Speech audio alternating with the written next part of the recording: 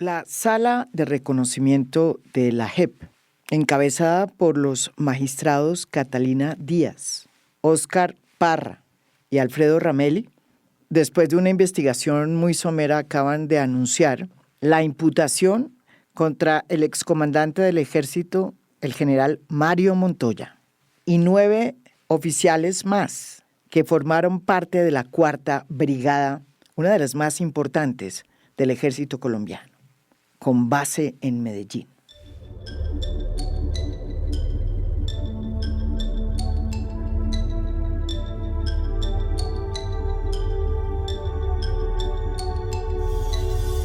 La sala imputó al general Montoya por haber cometido cerca de 130 ejecuciones extrajudiciales entre el año 2002 y 2003, junto con varios oficiales del Batallón Bajes, que es una de las unidades adscritas a la 4ª Brigada de Medellín, situada en el oriente antioqueño. JEP imputa crímenes de guerra y lesa humanidad al general retirado Mario Montoya Uribe y 8 militares más por 130 falsos positivos en el oriente antioqueño. Los falsos positivos en Antioquia no pueden entenderse sin el marco institucional de exigencia de mejores resultados operacionales como parte de la política de seguridad de la época 2002-2003.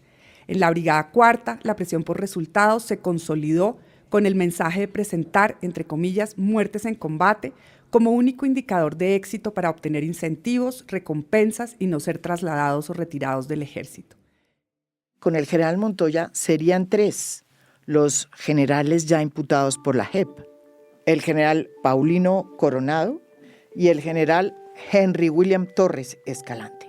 Sin embargo, la imputación contra el general Montoya es casi que un capítulo aparte, por lo que significó el general Montoya en el incremento que tuvieron en Colombia desde el 2002 las ejecuciones extrajudiciales, lo que de manera eufemística los colombianos hemos ido conociendo como los falsos positivos, pero que son realmente asesinatos de civiles hechos por militares, para hacerlos aparecer como muertes en combate, como guerrilleros, a pesar de que eran personas que no pertenecían a ninguna organización ilegal y que simplemente eran campesinos en su gran mayoría, o jóvenes sin empleo que vivían en las afueras de las grandes ciudades como Bogotá.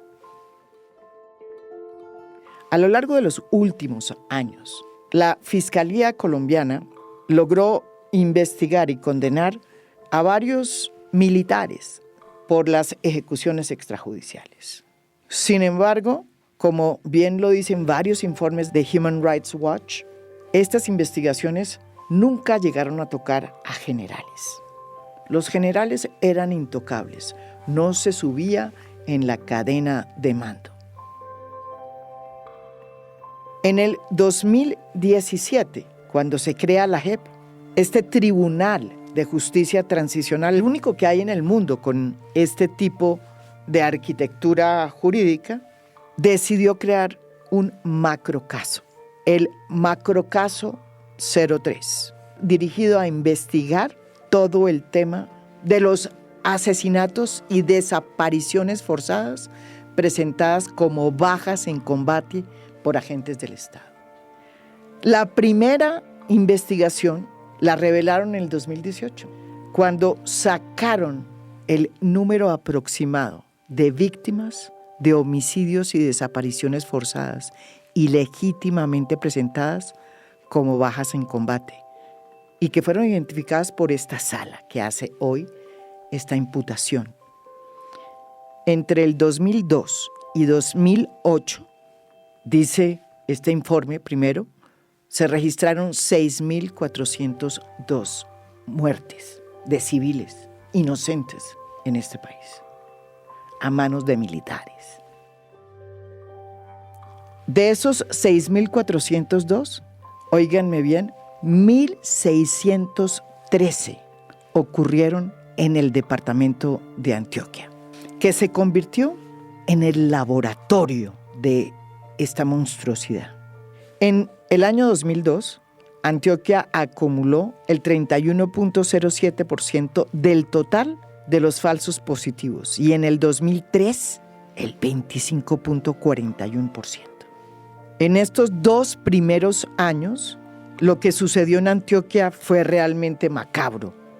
Entre el 2002 y el 2004, el asesinato de civiles para hacerlos aparecer como muertos en combate a manos de militares se dispara y tiene su primer pico con 878 casos en el 2004. Según el informe, a partir del 2005, este fenómeno de Antioquia se sale de Antioquia y se extiende a nivel nacional y se produce un pico en el 2007 con 1.634 casos, casi el doble de los asesinatos a civiles registrados en el pico del 2004. La decisión de la JEP también revela un hecho que ya había sido denunciado por varias ONGs, que estos incrementos en el asesinato de civiles iban de la mano de una política que se instauró desde el 2002 y que venía de la guerra del Vietnam y que se conoció como la política del conteo de cuerpos, del body counting, y que tenía por objeto privilegiar las bajas, las muertes, a las capturas. La política del body counting se impuso en el gobierno del presidente Álvaro Uribe desde el 2002, aunque nunca hubo una circular que así lo dijera. En la práctica, esa fue la manera como se ganó la guerra contra las FARC. O mejor, esa fue la manera como se pensó que se iba a ganar la guerra contra las FARC. Fue también la época de mayor inversión por parte del gobierno norteamericano al ejército y a la policía colombiana, a través del famoso Plan Colombia, que le entregó una cantidad de recursos a las fuerzas militares colombianas que llegaron precisamente a estos batallones, a estas unidades y a brigadas tan importantes como la Cuarta Brigada de Medellín. Pero tal vez una de las cosas más importantes que tiene esta decisión de la sala de la JEP en contra del general Montoya es que une todo este incremento de la curva de muertes por parte de militares a civiles con el paso del general Montoya por alguna de esas brigadas y comandos, comenzando por el 2002, cuando el general Montoya era comandante de la Cuarta Brigada de Medellín, una de las más importantes del ejército colombiano. En esa oportunidad, varios medios registraron el aumento de supuestos muertos en combate en esa unidad, como recuerda muy bien Marta Ruiz en la columna que hizo hace poco en La Silla Vacía y que se titula Montoya. Su llegada a la Cuarta Brigada coincidió también con la llegada del bloque Metro y del cacique Nutibara, que se tomó las comunas de Medellín, pero nadie dijo nada.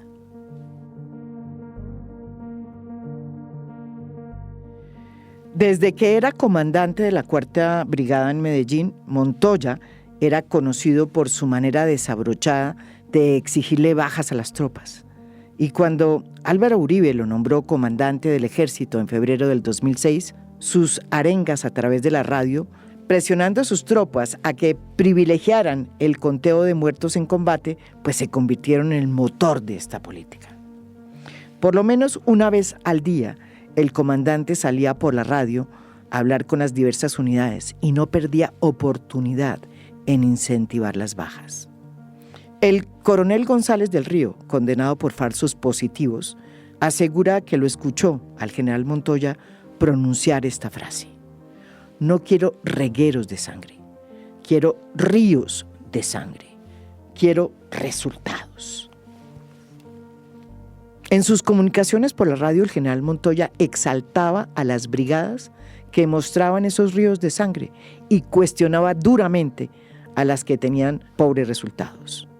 Estos mensajes diarios fueron creando dentro del ejército la noción de que quien producía menos bajas era un oficial que eludía al enemigo y que estaba realizando mal su trabajo. ¿Acaso usted le puso el freno de mano a su brigada, coronel? Eran las preguntas que le hacía con frecuencia el general Montoya a los comandantes que reportaban menos bajas. Cuando los comandantes respondían que no las reportaban porque en su región no había problemas de orden público, Montoya de inmediato les recordaba que la manera de medir el éxito contra las FARC era mostrando bajas. El general Montoya montó este teatro de operaciones a través de sus comunicaciones radiales, pero se fue convirtiendo poco a poco en un megáfono de otros generales, como el general González, comandante del Comando Conjunto del Caribe, que les dijo a sus hombres en una reunión, cuando Montoya era el comandante del ejército, que él quería ver el estadio de fútbol Atanasio Girardot de Medellín lleno a reventar de bajas. Es decir, que bajo esta narrativa se volvió regular que los comandantes incentivaran a las tropas a que produjeran bajas, a cambio incluso de permisos, un premio que para los soldados, los cabos y los sargentos que llevaban meses en la selva, asediados por la guerrilla sin ver a su familia, pues era su tiquete para salir del infierno. Pese a que sobre él ya recaían varios señalamientos en materia de derechos humanos, en el 2008 Montoya fue reconocido como el gran genio de la Operación Jaque, luego de uno de los picos más altos que se registró en materia de asesinatos a civiles bajo su comandancia en el ejército. A pesar de que ya era vox populi el hecho de que se estaba haciendo una práctica inhumana, que estaba demostrando la degradación del ejército colombiano, que consistía en el asesinato de civiles inocentes para hacerlos aparecer como muertos en combate, el general siguió siendo considerado el gran defensor de las instituciones. Fue incluso llevado en hombros hasta Washington por cuenta de la Operación Jaque. Hasta el día de hoy, el general Montoya insiste en que él no tuvo nada que ver con el asesinato de civiles para hacerlos aparecer como muertos en combate. Insiste que no hay nadie que pueda decir que él mandó a matar a esos civiles. Y niega todas las acusaciones que le han hecho desde tiempo atrás las ONGs y las víctimas. En 2020, en una audiencia que tuvo ante la JEP, ante los mismos magistrados que hoy lo imputaron, dijo lo siguiente. Yo no exigí bajas, exigí operaciones. Fue lo que yo exigí. Nadie puede decir de que el general Montoya mandó a matar, ni que mucho menos que me enteré de que había matado. Nunca, doctora.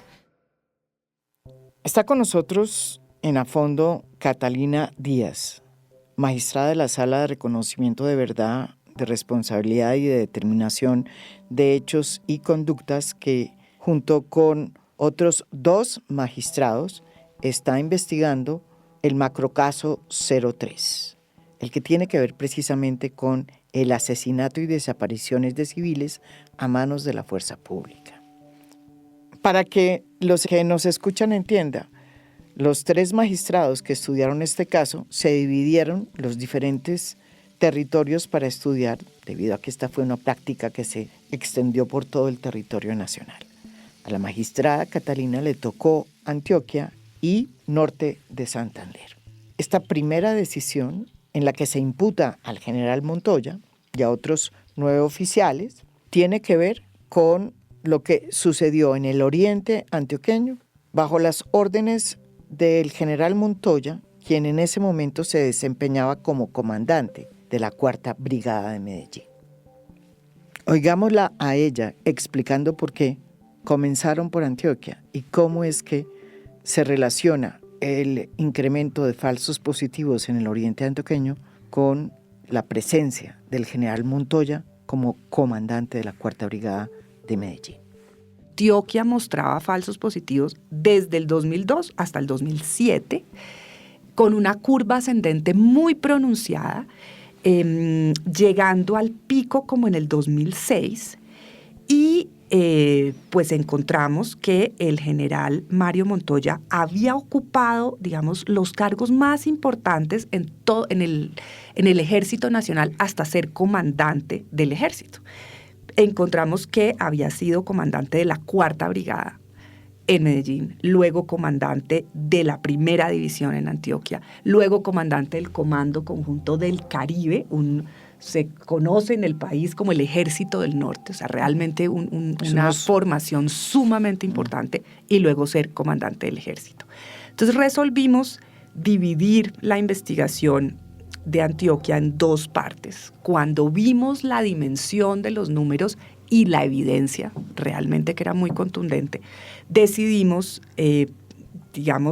terminar la investigación en lo que se refiere al 2002-2003, que equivale a la comandancia de Mario Montoya de la 4ª Brigada, y tomar una decisión de determinación de los hechos y conductas, donde encontramos, como lo decías, que estos asesinatos y desapariciones forzadas en el oriente antioqueño, en la 4ª Brigada, fueron sistemáticos, fueron generalizados, constituyen crímenes de lesa humanidad, y así los decidimos imputar desde el comandante de la brigada por la evidencia que reunimos que compromete su responsabilidad, los 2 comandantes del batallón Bajés y otros suboficiales. Aunque esta imputación en contra del general Mario Montoya es un gran avance de la justicia y de la verdad en Colombia, hay muchas ONGs que sienten que la JEP debió haber hecho más, porque hay tanta cantidad de información que ellos han suministrado a lo largo de tantos años, y la impunidad ha sido tan pesada y larga que muchos creen que la JEP se quedó corta. El magistrado Oscar Parra nos explica por qué es importante este macrocaso, cuál es la diferencia que hay con lo que ya se hizo en la justicia ordinaria, con los vacíos de la justicia ordinaria y con todo el aporte que han hecho en materia de información y pruebas las víctimas o las organizaciones de las víctimas y las ONGs. Y sobre todo nos va a recordar una cosa que no se nos olvida a muchos en Colombia, que los falsos positivos existieron desde antes y que lo que se produjo en el 2002 fue un incremento sustancial en una práctica que venía de antes. Aquí me parece importante introducir cómo armamos un macrocaso, porque la justicia ordinaria tenía más de 1000 procesos dispersos, concentrados en hechos individualmente considerados sin unir esas historias. Lo que nosotros hacemos es unir esas historias para tratar de entender por qué pasó lo que pasó, cuáles eran los aparatos, las organizaciones, las estructuras, lo que había detrás de esos hechos cuando se miraban las historias conjuntamente. Y también empezamos a otorgar una voz a las víctimas que no se había sentido ante la justicia ordinaria. Entonces era otorgar también una voz a las víctimas y otorgar una voz también a los militares, a los victimarios, a los perpetradores, para entender por qué personas que tenían una carrera militar de 5, 10, 15 años deciden participar en un asesinato. ¿Qué era lo que estaba pasando en ese momento en los teatros de operaciones, en el día a día? Y eso no necesariamente está en los documentos, aunque los hemos leído todos y los vamos a explicar, pero había mucho para entender a partir del testimonio de los militares sobre por qué pasó lo que pasó. Y así entender entonces que un fenómeno que había empezado en los años 80, mi colega Alejandro Ramelli impulsó la identificación de un falso positivo en 1982 en Dabeiba, que estaba ahí en fosas comunes, en toda una serie de fosas comunes por todo el país que no se han indagado, porque también eso es lo otro que tenemos que resaltar. Mucha información jamás fue procesada por la justicia ordinaria, con todo lo que avanzó la justicia ordinaria. Y entonces estamos tratando de unir esas historias para tratar de dar cuenta de lo que significa esa masividad y sistematicidad, porque ese era el otro punto que quiero resaltar. Aquí ha existido una historia, unas manifestaciones oficiales respecto a que al comienzo que esto no había ocurrido, después que eran manzanas podridas. Pero cuando ya uno dice que hubo crímenes de lesa humanidad y ya cuando se dice que es masivo pero también sistemático, que la planeación, ejecución y encubrimiento en estos territorios a lo largo del país obedece a un similar modus operandi, ya empieza uno a encontrar una historia diferente y esa es la que estamos contando.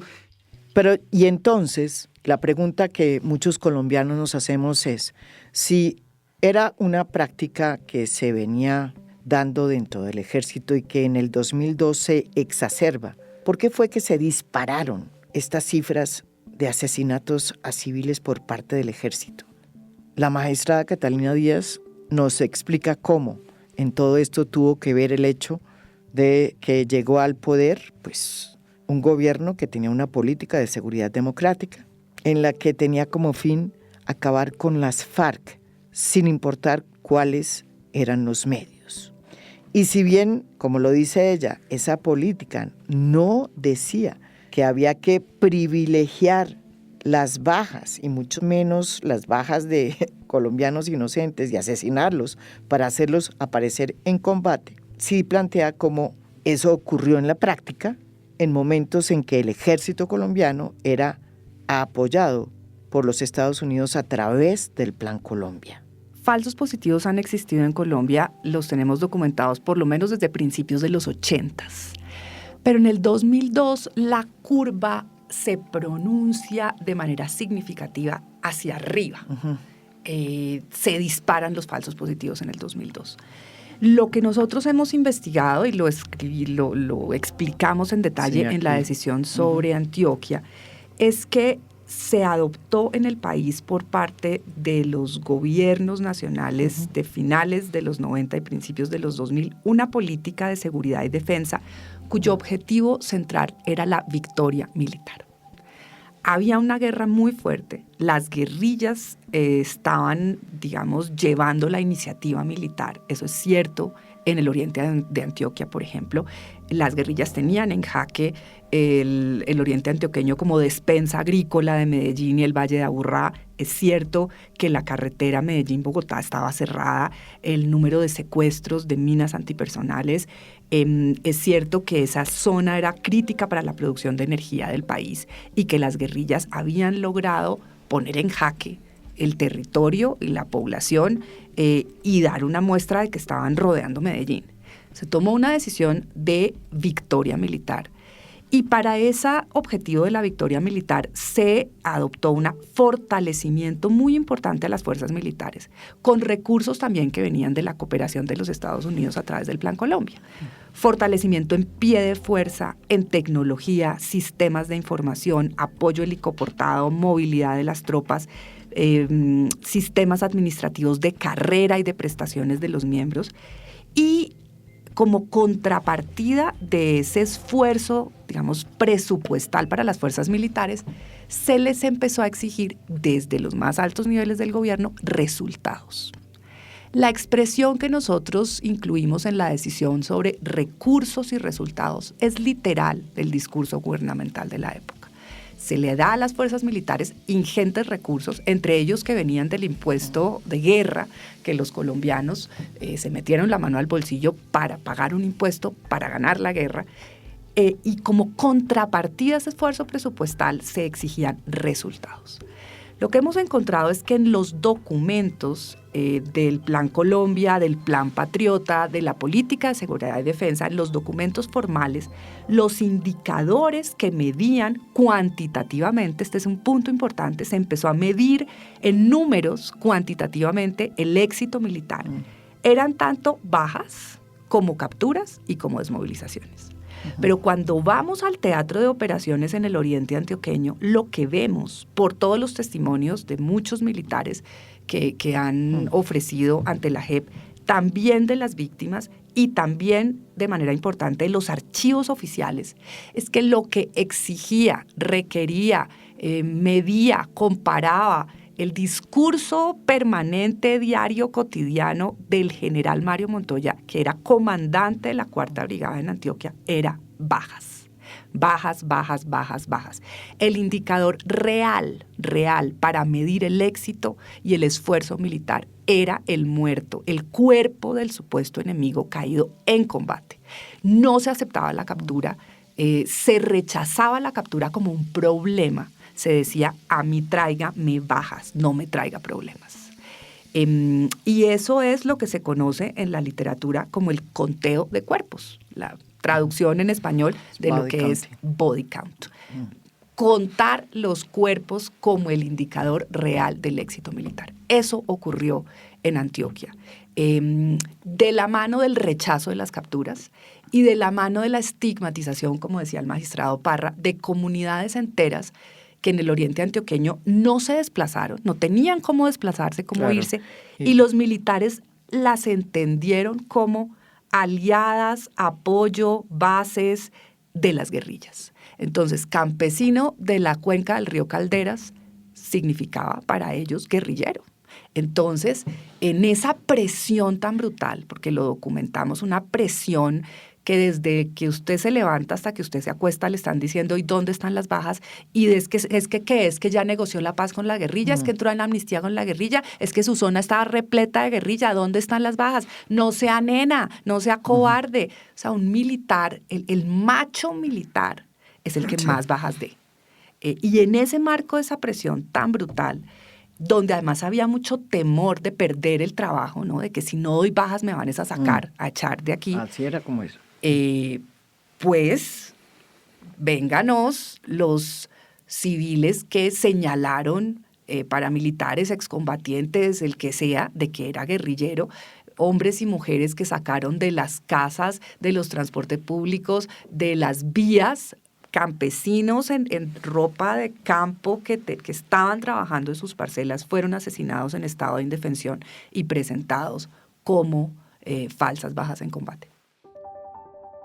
Una parte de la investigación está sustentada en el hecho de que el general Montoya mintió incluso públicamente, porque quienes no se acuerdan, el general Montoya era un hombre histriónico, que le gustaba salir en las cámaras de televisión y que frecuentemente lo hacía no con el ajúa de Zapateiro, pero se las ingeniaba para conectar a través de su personalidad y su manera de decir las cosas.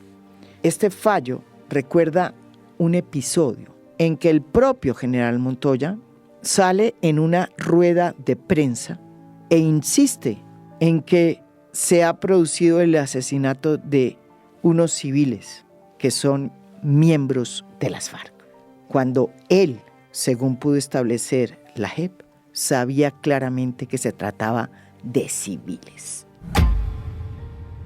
Así reseñó en un reportaje, Diario El Tiempo, en el 2008, la rueda de prensa que en el 2002 el general Montoya hizo, en donde anunció cómo estas personas eran guerrilleros de las FARC, del 9º Frente de las FARC, que habían muerto en combate. Redacción El Tiempo, 13 de febrero 2008. Según el parte oficial, los cadáveres eran de guerrilleros de las FARC muertos en combate con tropas del batallón de artillería número 4, que los sorprendieron cuando intentaban volar un puente y atentar contra la represa Guatapé-El Peñón-San Rafael, una de las represas de generación de energía más grandes del país. Como la noticia se conoció en vísperas de las elecciones regionales, tuvo amplio despliegue incluso en medios internacionales que destacaron el esfuerzo de las autoridades para impedir un sabotaje de impredecibles consecuencias. Salvo los dolientes de los muertos, todo el mundo se tragó entera la versión militar. Familiares de Erika Viviana Castañeda y Daisy Joana Carmona Usme, de 13 y 14 años, y estudiantes del Liceo San Rafael, pusieron el grito en el cielo porque las dos menores fueron presentadas entre los supuestos guerrilleros abatidos. Sus compañeros de colegio, comerciantes y habitantes de San Rafael organizaron una protesta para rechazar lo que consideraban una gran injusticia. Este episodio lo cuenta así la magistrada Catalina Díaz. Sí, mira, es un caso francamente paradigmático donde probamos que el señor general Mario Montoya mintió públicamente ante los medios de comunicación en una rueda de prensa convocada por él como comandante de la 4ª Brigada. Y mintió porque presentó a 5 muchachos, 3 muchachos y 2 niñas, a sabiendas de que eran civiles como guerrilleros dados de baja en combate. Y la historia es la siguiente. Estos muchachos vivían en San Rafael e iban a una vereda donde había una fiesta. En ese contexto pues, de guerra, el transporte público era difícil, seguramente no había. Ellos querían irse a la vereda vecina a una fiesta y se montan en la parte de atrás de un vehículo, de una camioneta que iba conducida por 2 paramilitares. Ellos, todos los civiles, como en la parte de atrás de la camioneta. Y esta camioneta había sido seguida por una unidad militar y tenían planeada una operación para emboscar a la camioneta que iba conducida por 2 paramilitares. Le habían hecho la inteligencia, el batallón Bajés llevaba esta operación, todo iba pues como lo planeado, emboscan a la camioneta y pues caen allí estos 5 civiles en la parte de atrás de la camioneta. Y imagínate cómo pues la vida, los 2 paramilitares que iban manejando se salvan, sale uno disparado por el parabrisas, huyen, incluso llega uno al hospital, después se salva y después incluso ese paramilitar cuenta esta historia en Justicia y Paz, y los 5 civiles mueren, caen muertos, rematados por los militares. Y cuando el comandante del batallón le cuenta esta eventualidad al señor general Montoya, le dice, mire, es que son civiles, allí cayeron estos 5 civiles, hay 2 mujeres. Y Montoya le dice, yo mañana voy para allá, yo resuelvo este problema. Y tenga claro, son del 9º Frente de las FARC. Y el coronel le dice, no, mi general, es que son civiles. Y Montoya le dice, son del 9º Frente de las FARC. Hay delinque el 9º Frente de las FARC y los vamos a presentar como del 9º Frente de las FARC. Y en efecto así sucede. Al otro día llega Montoya, convoca su rueda de prensa, llega toda la prensa y presentan los cuerpos de estos 3 jóvenes y 2 niñas. Una de ellas tenía 13 años de edad. Estudiaba en el Liceo de San Rafael. Era una niña que iba a una fiesta. Y la exhiben los 5 cuerpos con cintelitas, estas como carpas de plástico camufladas, sí, ante todos los medios de comunicación, como guerrilleros del 9º Frente de las FARC, caídos en una exitosa operación militar. Y este es el ejemplo que le da el comandante de la 4ª Brigada a todos sus hombres, a los coroneles comandantes de batallón, a todos los hombres. Esto es lo que está bien, eso es lo que él presenta como lo que corresponde, lo que se debe hacer, lo que está bien. Ese es el ejemplo que le da a todos los hombres. Y a mí me impactó muchísimo porque yo había estudiado el caso y lo había leído en los expedientes y conocí en el municipio de Granada a la madre de Erika Castañeda, de la niña de 13 años. Y esa mujer lo que nos cuenta en esa audiencia pública es, o sea, cómo ella vivió la presentación de su hija de 13 años como una guerrillera, que era una niña que iba al colegio.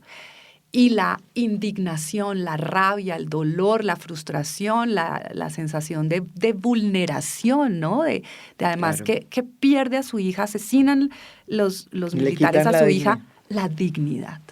Y ella entonces nos cuenta la historia de cómo sale corriendo cuando se va a Montoya y le dice, no te va a alcanzar la vida para demostrarme que mi hija era guerrillera. Y a mí me va a sobrar para demostrarte que no era. Y a mí eso me marcó profundamente, escuchar a la mamá de Erika en esa audiencia pública. Y es un caso paradigmático del conocimiento de esta práctica, de mentir sobre las operaciones y los resultados operacionales. Lo que queda claro de esta decisión de la JEP, que tiene hoy en la mira al general Mario Montoya, el gran intocable, es que si bien es cierto que la política de seguridad democrática nunca dijo explícitamente que había que matar civiles para hacerlos aparecer como muertos en combate y así aumentar el número de bajas que exigía la guerra contra las FARC, que era el fin de esta política de seguridad democrática, sí se llevó a cabo una política de asesinato a civiles a lo largo del territorio nacional.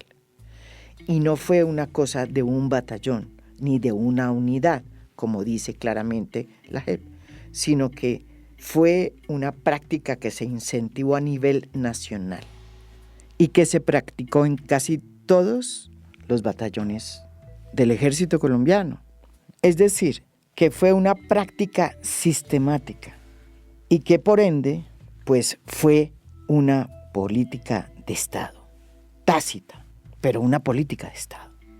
Lo que nosotros hemos documentado, y para esto es muy importante ese gran paso, ese histórico paso que hemos dado en esta imputación de Antioquia, hemos avanzado entonces en mostrar cómo en Antioquia 2002-2003, y lo habíamos mostrado también en el Caribe, en el Batallón La Popa, también 2002, 2003, 2004.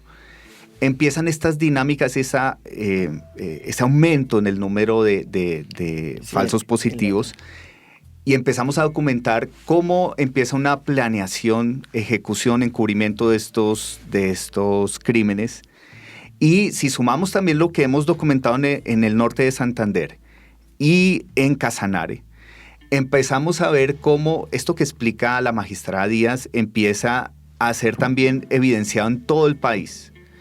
Y empieza a evidenciarse, por ejemplo, una competencia entre unidades militares, entre batallones, entre brigadas, entre divisiones, sobre quién presenta más y mejores resultados asociados a las bajas. Pero incluso con compromisos específicos de números de bajas en determinados periodos de tiempo, en Casanare las llamadas cuotas de bajas. Y que incluso cuando se cumplía cierto tipo de cuotas les empezaban a pedir más. Sí, y les ascendían o los Exacto, les daban y cómo regalo. los ascensos estaban marcados por esa competencia. Militares que nos empiezan a decir, mire, yo estaba pendiente del ascenso, o mi superior estaba pendiente del ascenso y decía, necesito presentar más bajas, porque con base en eso surgen los ascensos. Pero también que se empiezan a utilizar grupos especiales, como el Grupo Especial Zarpazo en el Batallón La Popa, o los grupos Delta en el Casanare. El uso sistemático de los programas radiales, en esta decisión lo ves, cómo se les empieza a decir, ustedes están robando el sueldo, o no me venga con excusas. La manera como se transmitía este mensaje a la tropa era a través de estas comunicaciones que se incrementaron incluso cuando el general Montoya era comandante del ejército, a través de las emisoras militares.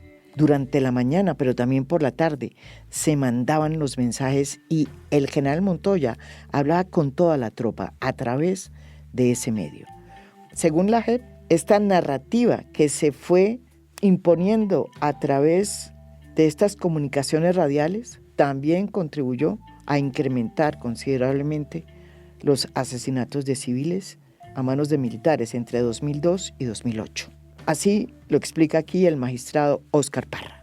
Lo documentamos en la 4ª Brigada, pero empezamos a documentar también cómo esos programas empiezan a extenderse cuando el general Montoya, o eso lo estamos documentando también poco a poco, en otras regiones del país, cuando él ya asume otros cargos y en particular la comandancia del ejército. Entonces, cuando hacemos el análisis en norte de Santander y en Casanare, documentamos cómo se ponía a escucha, desde el soldado hasta el suboficial, hasta los oficiales de más alto rango, y el soldado y los suboficiales tienen que ver incluso cómo se llama la atención a los superiores por la no presentación de bajas o la amenaza de dar de baja de la carrera militar a los superiores inmediatos.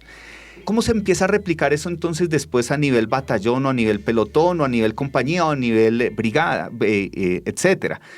En esa dinámica de constantemente en el programa de la mañana o en el programa de la noche, ¿cuál es el resultado de bajas que se tienen que presentar? Y paralelamente también los incentivos. Documentamos también en esta decisión, y lo hemos documentado en otros territorios del país, los incentivos positivos, los incentivos negativos, los incentivos perversos. Entonces, felicitaciones a quien da las bajas, no a quien da las capturas, no a quien da los decomisos, sino un privilegio a las felicitaciones a quienes dan las bajas asociadas a muertes en combate, medallas de orden público, permisos. La medalla gris, la famosa medalla gris. Exactamente, comisiones al exterior, planes vacacionales, que empiezan a tener un impacto en esos incentivos para cometer los crímenes. ¿Y eso a qué lleva? A una tergiversación de los procesos militares de toma de decisiones. Entonces, con todas las inspecciones judiciales que hemos hecho, con todo el análisis de documentos, hemos analizado cómo órdenes de operaciones fueron falseadas, informes de patrullajes manipulados, misiones tácticas, informes de gastos de munición, informes de lecciones aprendidas, todos manipulados, a veces construidos con posterioridad a la comisión de los hechos, e incluso a informantes o cooperantes que se les hacía firmar hojas en blanco para que después se les entregaba un dinero que después era también manipulado para después documentar las cosas de una otra forma. O incluso en Casanare, como lo vamos a proyectar en audiencia pública en 2 semanas, el uso de todo el dinero de la antiextorsión y antisecuestro canalizado para presentar más de 100 falsos positivos. Entonces, allí uno puede decir, es muy difícil documentar que haya una orden escrita de asesinar personas. Nosotros lo que estamos documentando, y pues obviamente estamos en un proceso en el que estamos subiendo en la cadena de mando, y digamos que sería un poco moderado en lo que vamos a trabajar mucho el próximo año, pero de lo que hemos hecho hasta el momento que hemos visto. Y para eso usamos el derecho penal internacional. Cuando hablamos de crímenes de lesa humanidad, hay una política detrás del ataque a una población civil. Exacto. Y esas políticas pueden ser expresas o pueden ser tácitas. Entonces, esta idea de las órdenes implícitas, las expresiones ambiguas, esa idea de, por ejemplo, superiores que dicen, mira, a mí no me expliquen, no me cuenten nada, déme la baja, déme el resultado. Pero cuando eso empieza a ocurrir día y noche, masivamente, sistemáticamente, ya uno puede inferir que había algo detrás para indicar que esto no era aleatorio, esto no era esporádico, esto no era fortuito o no era excepcional, sino que ya hemos documentado miles de ejecuciones extrajudiciales ocurridas por todo el país y estamos ya en esa fase de análisis, de investigación criminal, que nos permita avanzar en la cadena de mando y dar cuenta en una forma más detallada de componentes institucionales que pudieron influir en los componentes ya ilegales que se asocian a esta masividad y sistematicidad de hechos. La pregunta que muchos nos hacemos en Colombia es si detrás de estos generales, porque la culpa realmente de todo este horror no puede ser solamente de un general, así sea el general Montoya. Si detrás de estos generales había una decisión de responderle a una política, que era defendida además por los civiles, es evidente que la JEP no tiene competencia para investigar ni a ministros ni a presidentes, pero sí tiene que saber la verdad. Su compromiso es con la verdad. Magistrada Catalina Díaz, ¿cómo van ustedes a enfrentar esta realidad en la política? Y es que es muy difícil creer que todo lo que ustedes han investigado es producto de 2, 5, 6, 10 generales que decidieron un buen día utilizar su poder para incentivar las bajas y permitir que se asesinaran a civiles para lograr ganar una guerra. Y que lo hicieron solos, sin ningún acompañamiento del statu quo político. A ver, la gran pregunta que queda por resolver, creo yo, es si esto era una política de facto en los teatros de operaciones. Sí. ¿Sabían de esto los mandos civiles? ¿Recibieron información advirtiendo que esto estaba ocurriendo? Tenemos, por ejemplo, los reportes de la oficina en Colombia de las Naciones Unidas, que desde el 2003 tenemos informes públicos que los explicamos en esta decisión de Antioquia.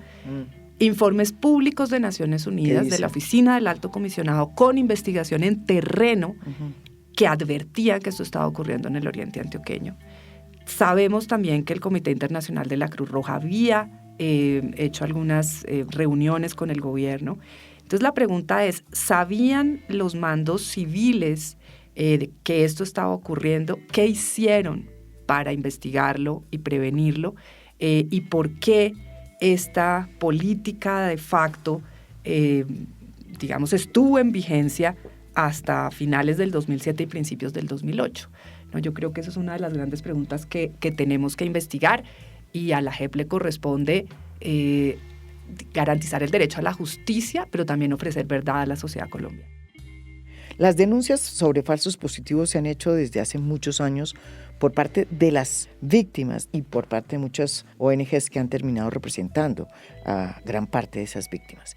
Pero cada vez que las víctimas hacían estas denuncias, el ejército respondía diciendo que eso era parte de una guerra jurídica que se estaba planteando para arrasar con la honorabilidad de las fuerzas militares, y que era una guerra jurídica instigada por organizaciones ideológicamente identificadas con la izquierda, con el comunismo, y que tenían relaciones con el ELN y las FARC. Hoy es evidente que esa guerra jurídica fue otra de las mentiras del ejército colombiano para no aceptar lo que estaba sucediendo. Así lo denunció ante la JEP el mayor retirado Soto Bracamonte, que formaba parte del Gaula que comandaba el entonces general Torres Escalante en el Casanare. En el COP de la brigada, el señor general Mario Montoya Uribe había ordenado colocar un tablero en acrílico, y ese tablero en acrílico debía estar reflejado por unidades, las bajas que llevaban, y también el último día que la brigada había presentado un muerto. Una competencia entre las brigadas, puedo decirla, la brigada 16 de Yopal y la 4ª brigada de Medellín. Pero una competencia. Oiga, mire, escucharon el programa Gaula. Allá en la 4ª brigada reportaron 6, ¿no? Y aquí, 1. Entonces ya eso allí iba. ¿Y usted qué? Y allá el Gaula lleva 4 días sin bajas. La verdad, pues sentí una presión, y que la presión me indicaba que aquí lo que tenía que presentar era muertos. Según el magistrado Óscar Parra, la guerra jurídica o el argumento de la guerra jurídica sirvió para desestimar muchísimas denuncias que, de haberlas verificado la propia justicia, pues habrían ahorrado muchas muertes en Colombia. Y fíjese, María Jimena, que lo que nos han dicho algunos militares, incluso algunos exgenerales, y lo hemos dicho en documentos ya de la jurisdicción, en varios de estas decisiones, la llamada doctrina de la guerra jurídica tuvo un impacto en desestimar muchas denuncias. Pero ¿cuál era el ambiente de la época? Era un ambiente donde hay un señalamiento contra las denuncias. Incluso se persiguió, se amenazó o se hostigó a quienes denunciaron. Entonces, incluso funcionarios públicos que tuvieron que salir desplazados de zonas porque denunciaban. Entonces, allá hay unos temas que preocupan respecto a la valoración de lo que institucionalmente estaba pasando con el manejo de las denuncias. Y allí necesitamos indagar qué era lo que estaba pasando, y necesitamos indagar sobre el ambiente de la época. Hay mucho documentado, estamos haciendo inspecciones incluso en la Inspección General del Ejército o en las inspecciones en las divisiones. Sí. Cómo se recibían las denuncias, cómo se manejaban. Y aquí hay un problema que hemos empezado a documentar sobre restarle valor, restarle importancia. Por el argumento de la guerra jurídica. O por otro tipo también de argumentos en el marco de las estrategias de la dinámica del conflicto armado de la época. Y eso tenemos que irlo valorando a partir de los testimonios de los funcionarios. Una de las evidencias de que esta era una política de Estado tácita, como ha dicho la Comisión de la Verdad, a pesar de que nunca estuvo escrita, fue que una vez el Estado tomó cartas en el asunto y reaccionó, cosa que sucedió en octubre del 2008, cuando, por cuenta de una investigación que llevó a cabo el Ministerio de Defensa al mando de Juan Manuel Santos y que fue presentada ante el presidente de la República, en la que se estableció que cerca de 27 oficiales, entre ellos varios generales, pues habían incurrido en varias irregularidades administrativas que demostraban cómo se había utilizado la burocracia para amparar y maquillar los asesinatos de civiles. Así la palabra de asesinatos a civiles nunca hubiera salido en el informe que motivó la salida de 27 oficiales, pues las cosas cambiaron en Colombia. Según las Naciones Unidas, en el 2009, los asesinatos de civiles a manos de militares bajaron sustancialmente. La pregunta que uno se hace es, ¿por qué se demoró tanto el Estado en reaccionar? Una pregunta que esperamos que la JEP nos la pueda responder. Y yo me remito solamente a una declaración que hizo Juan Manuel Santos ante la Comisión de la Verdad, cuando recordó este momento en el que él era el ministro de Defensa y le pidió perdón al país y dijo lo siguiente. Confieso que en mis primeros meses en el ministerio oí los rumores sobre la posible existencia de los falsos positivos, pero como entonces no pasaban de ser rumores sin evidencia que los sustentara, no les di credibilidad. Ya teníamos suficientes elementos para saber que los falsos positivos eran un fenómeno real y no una invención de las ONGs enemigas del ejército o de la democracia, como decían muchos.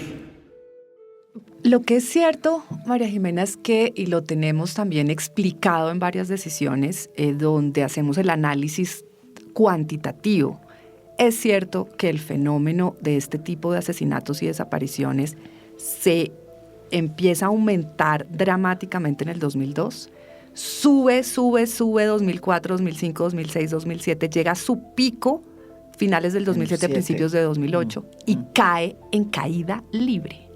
Digamos, después de la decisión del presidente de llamar a calificar servicios a varios oficiales, cae en caída libre, llegando hasta cifras de antes de los 2000.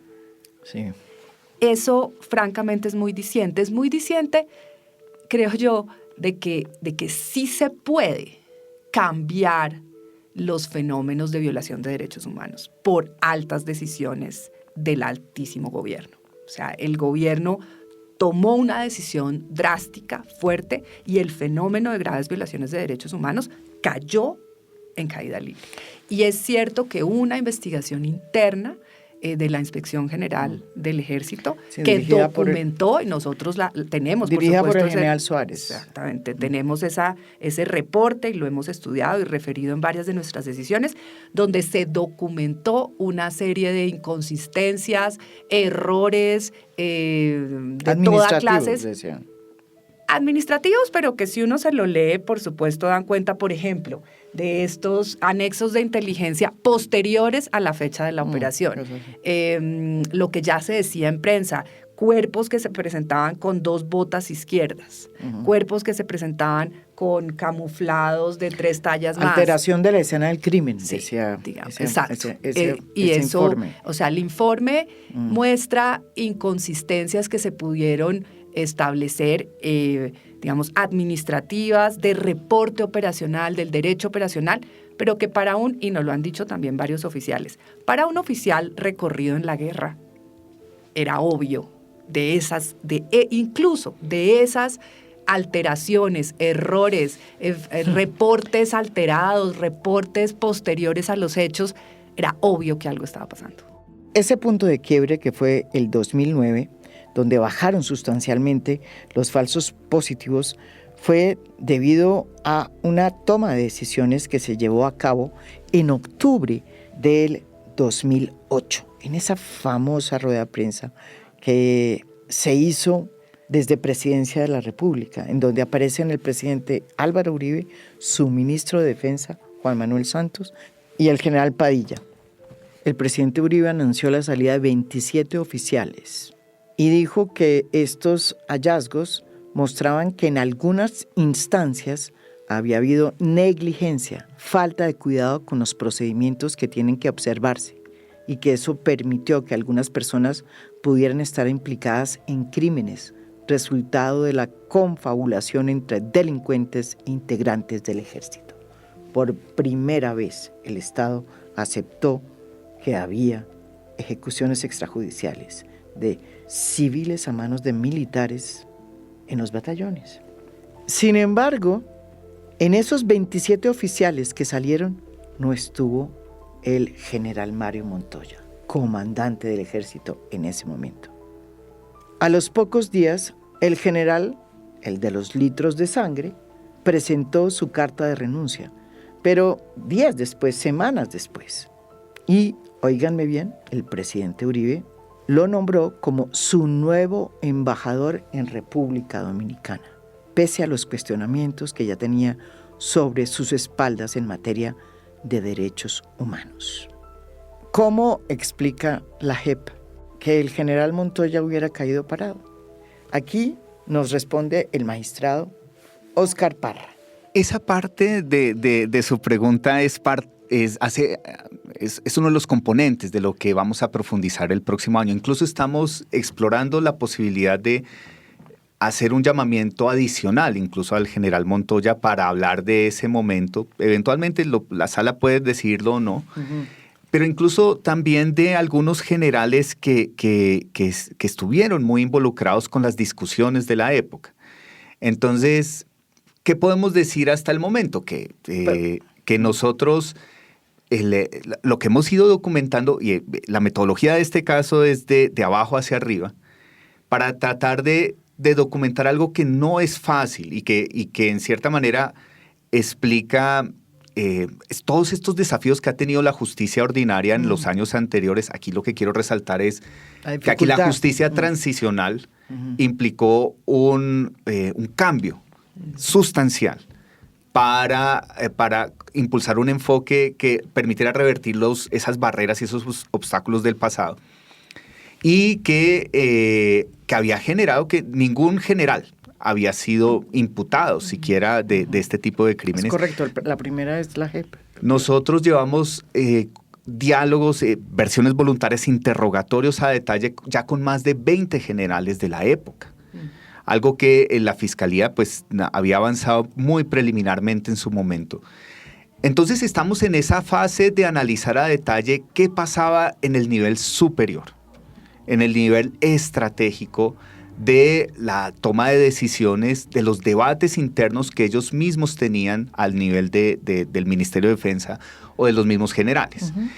Pero también estamos documentando desde abajo incluso qué pasaba en las escuelas de formación militar. Nosotros tenemos testimonios incluso de épocas donde en las escuelas militares habían discursos de alguna manera justificatorios de este tipo o por lo menos que generaban no tanto discursos justificatorios, sino diversos tipos de narrativas en la formación, que algunos militares han mencionado que les influyeron incluso en algunos momentos de la época para, de alguna manera, tomar distancia de la misma capacitación que recibían en derechos humanos, que también eso se ha documentado, pero que en el teatro de operaciones no tenía el impacto suficiente para prevenir adecuadamente estos hechos, para investigarlos adecuadamente y para enfrentarlos. Tenemos que dialogarlo con los involucrados en esa época. Sí, incluso con las víctimas que han presentado informes pidiéndonos que avancemos en esas líneas de investigación. Ustedes van a perdonar mi insistencia, pero teniendo en cuenta que ustedes van de abajo hacia arriba y que están llegando ya arriba en lo que uno pudiera considerar la cúpula más alta del ejército en ese momento, que era el general Montoya, queda sobre la mesa la pregunta de si todo esto lo hizo un ejército que ha sido siempre más bien un defensor del statu quo en Colombia. Porque si esto lo hizo solo el ejército, es evidencia de que hubo un golpe de Estado durante muchos años contra el Estado de Derecho de Colombia, y que el ejército entonces en el país tiene mucho más peso y decide mucho más cosas de las que uno se imagina. Sin embargo, lo que uno ve es que este ha sido un ejército tradicionalmente aconductado, que sigue las pautas de el statu quo y que ha sido un defensor del statu quo. Y no cuadran esas dos versiones. La pregunta es si se puede investigar una conducta dentro del ejército que llevó a cometer crímenes atroces sin investigar también a los que hicieron las políticas que le abrieron la puerta a estas prácticas de horror. Esa es la gran pregunta, porque en los documentos de la política de seguridad y defensa, del Plan Patriota, del Plan Colombia, los indicadores para medir que se estaba ganando la guerra, cabían las capturas y las desmovilizaciones. Pero en la práctica eso se desechó. Pero la gran pregunta es, ¿cuáles fueron las conversaciones que tuvo el general Montoya con los mandos civiles? Él se inventó solo el body count, el conteo de cuerpos. Él se inventó solo el promover, incentivar, premiar, exigir, comparar a las unidades, a sus hombres por bajas. De esto sabían los mandos civiles. Conocieron los mandos civiles, insisto, las advertencias del Comité Internacional de la Cruz Roja de Naciones Unidas, y también aquí valga la pena, lo digo porque no lo dije y creo que fue injusto, la carta que le envió el personero de Granada al general Montoya. Y la defensora regional del pueblo de Antioquia, una mujer sumamente valiente, que está en los expedientes de la justicia ordinaria, que le mandó cartas. Y en su momento, en Norte de Santander también lo vimos, cómo las comunidades y las organizaciones de derechos humanos de campesinos convocaron al general Paulino Coronado a una audiencia en Ocaña, en un teatro, y allí le expusieron esta problemática. Entonces, lo que uno se pregunta es, ¿había advertencias? ¿Había informes? ¿Había investigaciones? ¿Qué hicieron los mandos civiles para cumplir con su deber? Y por último, ¿ustedes van a llamar en algún momento a los ministros de defensa que están dentro del periodo que ustedes están investigando, que es entre el 2002 y el 2008? Primera pregunta. Y la segunda, ¿van a llamar a los expresidentes Álvaro Uribe y al expresidente Juan Manuel Santos? A pesar de que ustedes no tienen competencia sobre ellos ni sobre los ministros, pues pueden llamarlos como testigos. Nos lo han solicitado las organizaciones de víctimas. Hemos anunciado que en esta fase que estamos avanzando es crucial escuchar a los ministros de defensa. Muy probablemente a todos los ministros de la época del pico. Exacto. Entonces, para entender incluso, por poner un ejemplo, la regulación sobre las recompensas, por ejemplo. Cómo surgen algunos decretos que empiezan a regular el manejo de recompensas, el manejo de red de cooperantes, el manejo de red de informantes, los flujos de información dentro del ejército, incluso las dinámicas del funcionamiento de los controles internos. Entonces, nosotros no son uno, no son 10, son bastantes los que tenemos que hacer para documentar ese componente. Primero con ministros. Tenemos que establecer un orden para que cada quien entienda el contexto en el marco del cual se le quiere llamar, poner desde presente cierto tipo de información o algunos de los informes que han planteado las víctimas, si los estimamos pertinente. Tenemos que otorgar participación a las víctimas. Las víctimas también quieren interrogar a estos altos funcionarios. Entonces viene un proceso que es complejo, pero que entendemos puede tener un rol fundamental para la democracia colombiana, para activar instituciones que tendrían una competencia en lo que no tenemos competencia nosotros, pero yo creo que, y es el gran mensaje que en su momento dio la Fiscalía de la Corte Penal Internacional. Vemos que la justicia en Colombia opera. Sé que tenemos desafíos en la propia JEP, hay desafíos por fuera de la JEP. Nosotros seguimos articulando con las instituciones en lo que mejor podemos, y vamos a intentar lo que mejor podamos para que nosotros hagamos bien el trabajo y las demás instituciones también lo puedan hacer. Para quienes creíamos que el general Montoya, el general de los litros de sangre, iba a salir indemne de las acusaciones, de los señalamientos con pruebas que se vienen haciendo desde hace rato por parte de las víctimas y de las ONGs que han denunciado con pelos y señales muchos de los atropellos en los que él fue protagonista central, esta decisión de la JEP es realmente histórica. Sin embargo, también hay que decir que los máximos responsables de estos falsos positivos puede que individualmente sean ellos, pero en la cadena de mando hay responsabilidades y esas responsabilidades también llegan a los civiles. Falta todavía establecer cuál es esa responsabilidad de esos civiles y quiénes son esos civiles, porque creo que hay muy poca gente en Colombia que cree que esto fue solo un asunto de unos generales que decidieron ganar la guerra contra las FARC a cualquier precio, matando civiles inocentes, y que lo hicieron sin que nadie supiera que habían matado a 6.402 colombianos, que hoy los lloran sus familias y que han aumentado el dolor y la pérdida de la vida en Colombia. ¿Qué va a pasar con el general Montoya? Pues la sala y los magistrados que tomaron la decisión de imputarlo le dieron 30 días para que lo pensara, para que respondiera. Hasta el momento el general ha negado cualquier involucramiento con lo que se ha denominado como los falsos positivos. Ha sostenido que todo es parte de la guerra jurídica y que él es un soldado honorable que defendió la República. Si el general acepta la imputación y colabora con la JEP, no va a ir a la cárcel. Pero si no acepta, va a pagar 20 años de prisión. Las víctimas lo que quieren es la verdad. Y la verdad es necesaria en una sociedad que quiere no volver a repetir los horrores del pasado. Y eso que dicen por ahí de que la sociedad no resiste tanta verdad es mentira. Aquí lo que necesitamos es verdad. Y la verdad del general Montoya es muy importante.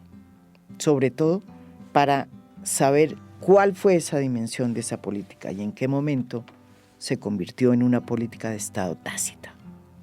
Saber la verdad y resarcir la dignidad de las víctimas para que no vuelva a pasar lo que nos sucedió es el objetivo último de la JEP. Esto es A Fondo. Mi nombre es María Jimena Duzán.